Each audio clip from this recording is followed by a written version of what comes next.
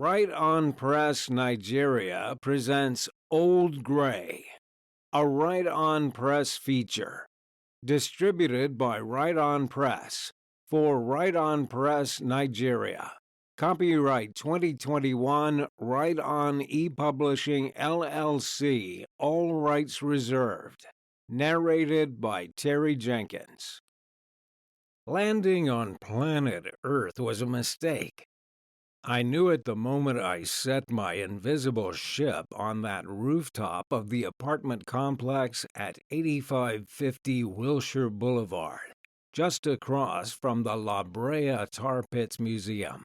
I could see the fiberglass mammoths drowning in pitch across from me, and those old fake mammoths gave me a nasty feeling in the pit of my second stomach.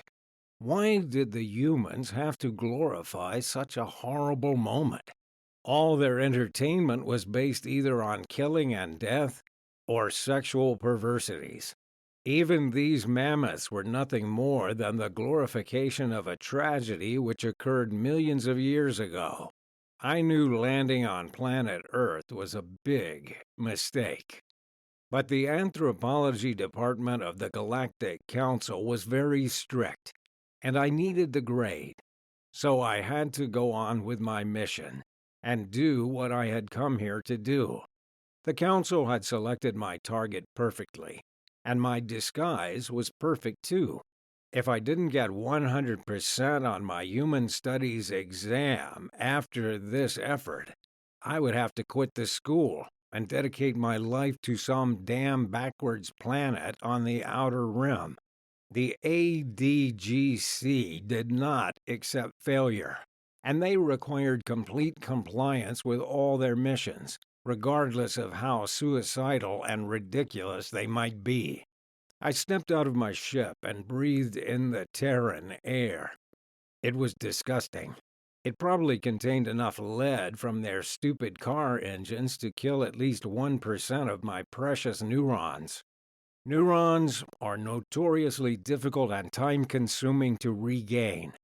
But the sad truth is that I had accepted this assignment, so I would have to go through with it. I opened my pocket dimension collar and placed my ship inside it. Then I placed the collar around my neck. Now it would be completely safe. The humans would suspect nothing. I had assumed the form of a Felis domesticus, one of the most advanced species on the planet. It would be impossible for the dominant Homo sapiens to find me out with this disguise. Felis domesticus was one of the most prominent species after Homo sapiens, and I would be able to observe them perfectly well up close.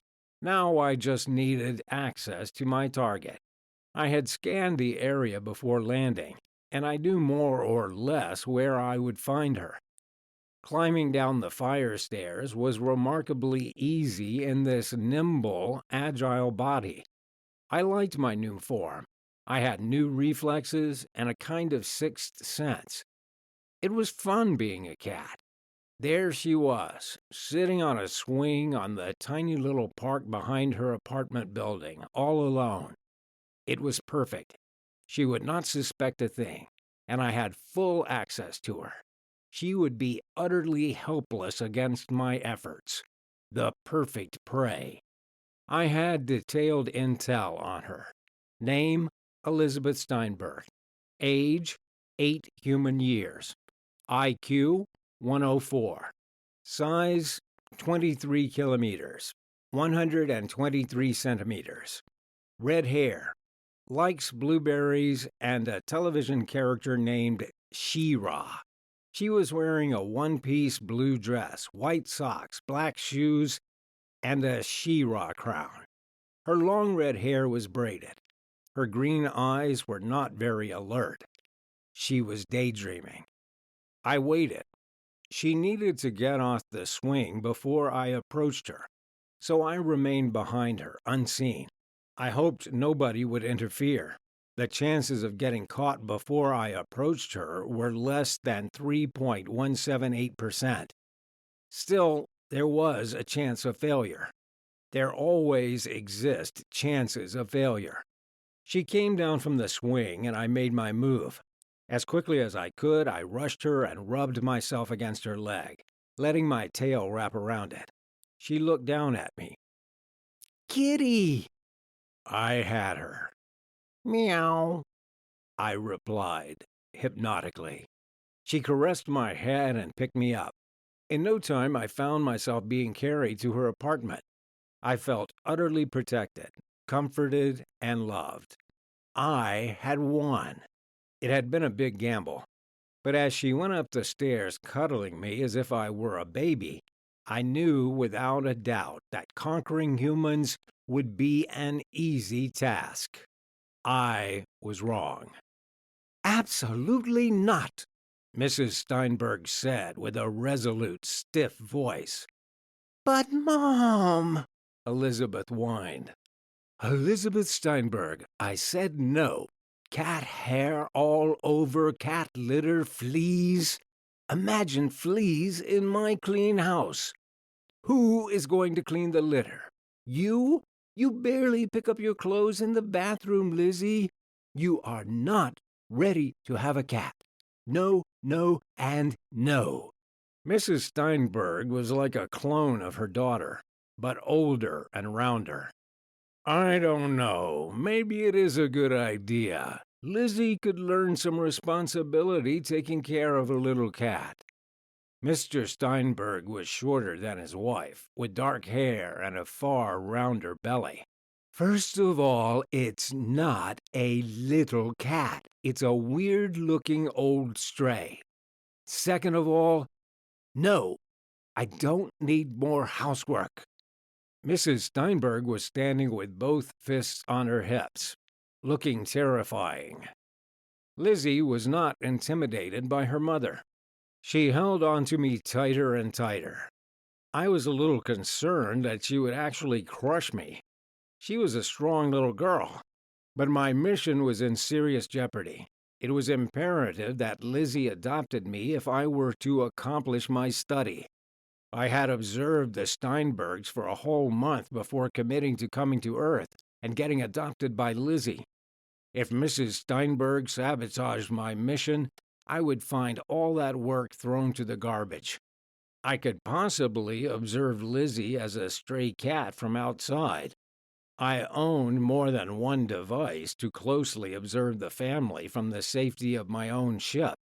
In fact, we had thousands of observation ships all over the planet. But if I did that, I would not be able to perform the tests I had been asked to perform, nor would I be able to collect the samples I had been asked to collect, and it would be as useless as observing fish in a tank.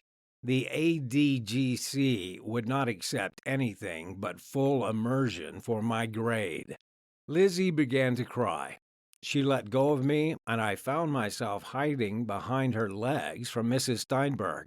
I thought Lizzie's wailing did not help the situation. She sounded like she was being tortured. Steinberg picked her up and began to cuddle her, much in the same manner she had cuddled me before. I took my leave of the Steinbergs and hid under a couch in the living room. "It's getting away," Mrs. Steinberg cried. "It hid under the couch." "Aw, come on. Lizzie is a big girl. She can handle a pet. And the cat looks domesticated. It even has a collar. Probably somebody lost it and is looking for it right now. We could put an ad in the paper, and if someone comes forth to claim it, then it's all over. Meanwhile, I'll help Lizzie with the cat. I'll clean the cat litter."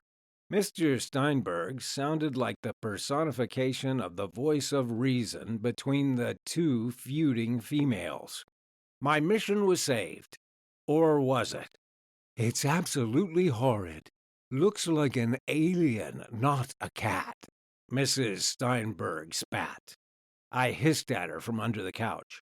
She would be, undoubtedly, my greatest adversary in this mission. "Is it a boy cat or a girl cat, Daddy?" Mr. Steinberg pulled me out from under the couch, from the scruff of my neck. It was a strange thing. My whole body curled up, and I felt a great desire to drink from the mammary glands of a female cat.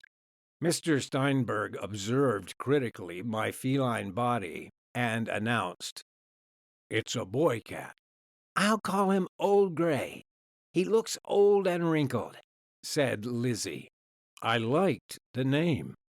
Mr. Steinberg returned me to his daughter's arms, where I cuddled comfortably and began to purr. Another automatic reflex.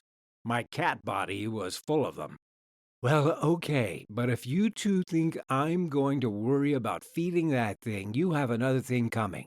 And one more thing. If your cat starts scratching or peeing all over, he's out. I want that ad in the paper yesterday. Understood?" Mrs. Steinberg yelled. "Yeah, I'm gonna make him a bed in my bedroom. I'll make it with a toy box for old toys that I never play with." Lizzie was excited. "What will you do with the toys?" Mrs. Steinberg asked worriedly. "I'll give them to Goodwill. Having a cat is a serious business, and I am a big girl now, so I don't need so many stuffed toys," she said seriously. "I'll go to the store and get some cat supplies. I'll also make an appointment to take the cat to the vet tomorrow," Mr. Steinberg offered. I had not thought of that.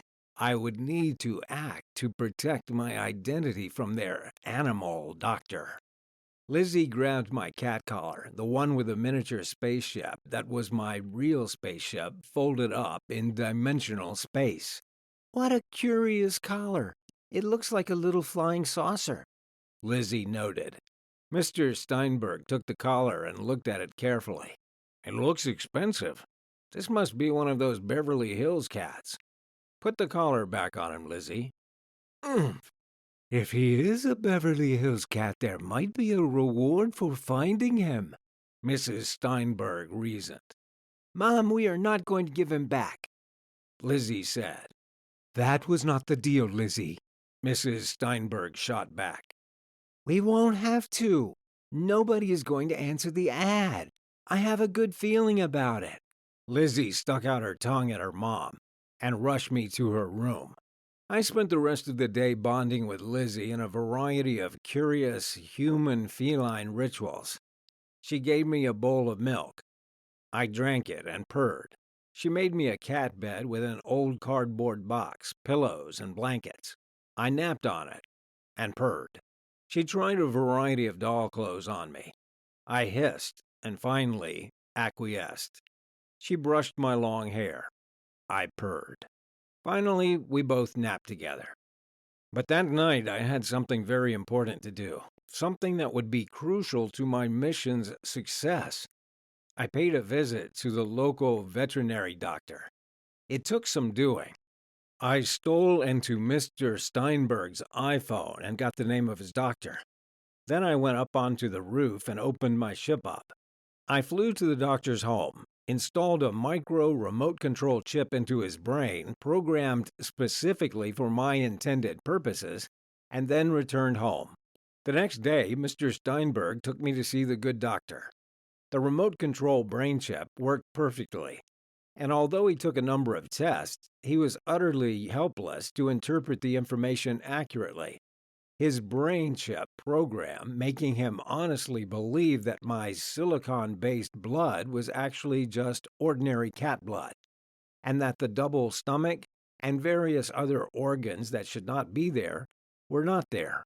I was given a clean bill of health, and then, true to his programming, the good doctor destroyed all the samples and tests he had made of me and replaced them with ordinary cat samples, so as not to arouse any suspicion, and then erased all the memory of having done so. Once again, my mission was saved. Over the next 2 years, I collected all the data that the ADGC had requested. I took numerous samples, made copious studies, observations, experiments, and, of course, recordings. My studies were a total success, and my experiments were the talk of the town at the various Galactic Council universities. The experiments were not too complicated, and they never harmed my study subjects. but they were of great importance to understand human behavior. For instance, I presented Lizzie with a dead, headless lizard. Her reaction was to vomit. Then I collected samples of her vomit and analyzed the enzymes. In another experiment, I made Lizzie play with me with a string to measure her agility and speed. I also had her throw a ball with me to measure her visual acumen. All the results of the experiments were carefully recorded and analyzed by my onboard computers. I was able to make prodigious annotations of human behavior. I also hid numerous recording devices in the form of cat hair to record their behavior when I was not near them. I found out a variety of interesting data which was quickly sent to the ADGC for study. With my cat hair recording devices, I was able to observe Mr. Steinberg interacting at his office. He was a mid-level executive at an entertainment company, and it was evident that he enjoyed the trust and confidence of all his underlings. This was primarily caused by his easygoing manner and his basic tolerance for errors. It was interesting to note how he treated his underlings and his boss, Mr. Rosenstein. Evidently, Rosenstein was the greatest source of fear and even loathing for Mr. Steinberg. But he was forced to keep these emotions in check in order to maintain his status. And even though he loathed doing it, he obeyed every command, including firing employees under him that he considered good friends and whom he wished to protect. I also observed Mrs. Steinberg. Most of her day was spent helping and directing the housemaid, Mrs. Talley. Mrs. Steinberg had a prodigious list of friends with whom she would go out to have coffee almost daily. She would rotate her friends, preferring one over another based on who had the more interesting gossip. She loved Lizzie dearly, but overcompensated for her lack of interaction with her by buying Lizzie all manner of gifts. The mother-daughter relationship was based on a curious combination of rivalry for Mr. Steinberg's attention, love, and psychological control mechanisms. Money was the principal tool for this control. This was the norm for humans. They did all manner of horrid things to each other for fear of losing their jobs, their money, or even their social status. The primitive species was obsessed with money, which was the lifeblood of their civilization, but also the greatest poison to the freedom of their spirit. They were literally killing each other and their planet for the desire to create and hoard money. All their most noble sentiments were easily bought off. The accumulation of wealth, which just meant having more material objects, was their constant obsession, and it began from a very early age. Even poor little Lizzie was not immune to the disease of money. She was punished or rewarded by objects which her parents bought for her with money. So soon, she recognized that the monetary value of an object was associated with the approval her parents had for her. Approval also meant love. So in a perverted manner, Lizzie understood that the amount of money her parents spent on her was an indicator of the amount of love they had for her. It was an oppressive, evil system, one which my own species never had to suffer, thanks in part to our greater empathy, but also in part to the fact that we shared all things equally, and there was no wealth among us.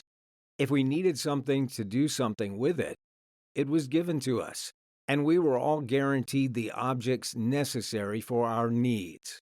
Wealth and money were not the only mind diseases of humans. Humans lacked empathy. They had enslaved all other species in their planet and profited from them in a variety of evil ways. There were millions of cows, pigs, and chickens living in the most hellish conditions just to be mass consumed by the hungry, carnivorous humans. Cats and dogs were lucky. Somehow they had transcended the status of food and became pets. But even being a pet was a weird, perverted affair. Many pets were abandoned by their owners, and there was no sense of equality among pets and their humans. Cats enjoyed a privileged position among pets, being far superior to dogs in every manner, and somehow immune to most of the appalling servitude of the canines. But even cats, who were privileged among humans, were also abused. Humans did horrible things to cats, too. They practiced painful experiments on them. In some countries, they even ate cats. But the most extreme and horrible thing about humans was how they treated each other. Somehow, a very small group of humans had accumulated most of the ownership of the land. These privileged humans owned everything, all the important resources, the food, the land, and the water. They were protected by a military class, which had a monopoly on the use of deadly force and weapons. Laws were made to promote the unfairness of the system and to guarantee that the humans in power would remain so. Again, it was the lack of human empathy. Human history was the retelling of the same story. A group of enslaved humans rebel against their owners, destroy the civilization, and then rebuild it to enslave each other again. Humans seemed unable to break this historical pattern because their principal motivation was self gain and not the welfare of other beings. And those few humans who were able to break this pattern achieved a kind of godlike status among the lesser aware humans. Historical characters like Jesus Christ and Buddha Gautama were able to get themselves into the history records, but their more empathic example was seldom followed by the vast majority of the species. Instead, their devotees would build great temples and churches in their honor, but mostly forget entirely the purpose of their teachings. I was both disgusted and fascinated by the species. They had, all in all, great potential. If only they could be a little more attentive to the needs of the other species on their planet, they might actually become eligible for the Galactic Council. But their addiction to wealth, which just meant having more resources under their control, poisoned their spirit. Some of their achievements, especially in music and art, were magnificent and able to rival the most advanced species of the Galactic Council. There were humans, such as one Ludwig van Beethoven, that had created the most sublime music of the entire universe. And yet, Beethoven was poorly known among the younger generations of humans because the owners of the entertainment industry could not milk his music enough and needed to put lesser musicians in the spotlight. My studies concluded that humans were doomed. If they could not become more empathic, eventually their technological discoveries would make them more efficient in the collective suicide of their species. Already, much of the damage done to the planet by their stupidity was irreparable. They had single handedly assured the extinction of two-thirds of species on their planet. They had plunged their planet into the sixth mass extinction through the overuse of perverted technologies and the suppression of important discoveries for economic reasons. Their constant impulse to research and develop weapons of mass destruction was assuring their own extinction. And yet they continued on the path of darkness unabatedly and sadly unchallenged. We could not interfere. The Galactic Council had a strict rule of non intervention with primitive species. This rule held the universe together, and to break it was to break the most important taboo in all of reality. But it broke my heart. I really liked humans. 2 years flew by in no time. This is in part because my species is far longer lived than humans. and one human year is but a week on my own planet. Humans live an average of 83 years. Our lives extend naturally over 1,000 human years, but we have ways of becoming almost immortal if we so choose. Even so, few of my species choose immortality. It's incredibly boring. My efforts in the study of human behavior were praised all over the galaxy. I became a bit of a celebrity among the intellectual circles. My courage and valor in enduring 2 years and one of the most dangerous planets known to sentience were not unnoticed. But it was time to go home. Lizzie was now 10 years old. She had grown considerably, and I had to admit I had become quite attached to her. She was no ordinary human. She was empathic, loving, and almost immune to the disease of wealth that plagued her entire species. I considered briefly kidnapping her and taking her back to my home planet, but her place was here with her parents. I knew she would do fine without me. The evening I was supposed to return, I got sloppy. I waited for everybody to be asleep to climb back on my ship and fly away. To them, it would just be as if I got lost in the big city. And although I know Lizzie would miss me, eventually she would recover from losing me. After all, I was just a stray cat that came into her life for a couple of years. I had not taken notice that Lizzie had not fallen asleep, as I had thought. So, when I went up on the roof, she followed me, and again I failed to notice it. It's odd. It's like she knew something was up, and she was stealthy. I wonder if humans have a sixth sense. Certainly, human children might still have it. Perhaps when they become adults, they abandon their sixth sense so they can become more efficient slaves of their owners. Anyhow, Lizzie was able to see it all. My ship became briefly visible as it regained its original size. She approached me just as I was about to revert to my original form. "Old Gray," she said, amazed at the ship behind me. Just then, I began to spout tentacles, bug eyes, and reverted to my beautiful original body. "What are you?" She was not afraid of me. She had seen me transform, but her eyes seemed like they were going to pop out of her head. "Oh, Lizzie." I felt like such a fool. For 2 years, I was able to hide my true form from humanity, and now at the last minute, I had gotten careless and had been caught. "You can speak English?" she wondered out loud. "Yes, Lizzie, I can." "What are you?" she asked me. "Why did you lie to me and make me think you were just my cat?"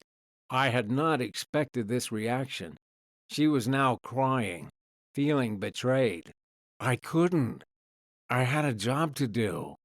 "But you were my friend. Friends don't hide that they are really bug-eyed, tentacled monsters from each other. And you slept in my room for 2 years and never spoke a word to me in English. Just meow this and meow that. Why did you do that?" "I'm sorry. I meant it." Her curiosity got the best of her. She looked at my visible ship. "Is that your spaceship?" "Yes." "It's the same like in your collar, but bigger." "Yes." "Are you leaving?" "Yes." "Are you coming back?" "No, I don't think so. It's very difficult, and I have a long way to go," I said truthfully. "So you are really leaving without even saying goodbye?" She started to cry again. Now I felt like a real bug-eyed, tentacled monster. I reverted to my old cat form. "Meow?" She stopped crying and looked at me suspiciously. "You are not really a cat, Old Gray. Don't try to fool me." I stood up on 2 legs, but remained cat-like. "I am really sorry, Lizzie. I had no choice. You see, I come from over there. I pointed to the star cluster barely visible in the smoggy LA air. And I was assigned to study you and your family for 2 years. But now I have finished that assignment, and I have to go home to my own wife and kids. You have a wife and kids? She asked, amazed. I do. They are literally light years away from here, and I miss them too. So you came all the way from over there, and just to be my cat for a couple of years? But you couldn't tell me? She was trying to put it all together. Exactly. And now that I caught you turning back into a bug-eyed monster, are you going to kill me? She was on the border of crying again. Oh, Lizzie, of course not. I love you. I could never harm you. Besides, my people don't kill other sentient beings. We are a peaceful race. But I don't want you to go. I turned back into my bug-eyed monster form. She winced a bit, but held her ground. See that star over there? Every time you look at it, just think that I am looking at you, growing up, strong and beautiful and free. She hugged me, and I hugged her back with all my 8 tentacles. She cried, and I cried. And then I got on my spaceship, turned it invisible, and flew away. The next day, Lizzie was having breakfast with her parents. I haven't seen Old Gray all day, Mrs. Steinberg said. Oh, he left us, Lizzie said, sad. Did he escape? Mrs. Steinberg smiled. She never really liked me. Kind of. He went back to his home planet to his wife and kids. He was really a shape-shifting, tentacled, bug-eyed monster from a star system thousands of light years away who had come to study us in cat form. Ah. Mrs. Steinberg shook her head, amazed at Lizzie's imagination. The end. Right On Press Nigeria presents Old Gray, a Right On Press feature, distributed by Right On Press for Right On Press Nigeria. Copyright 2021, Right On ePublishing LLC, all rights reserved. Narrated by Terry Jenkins.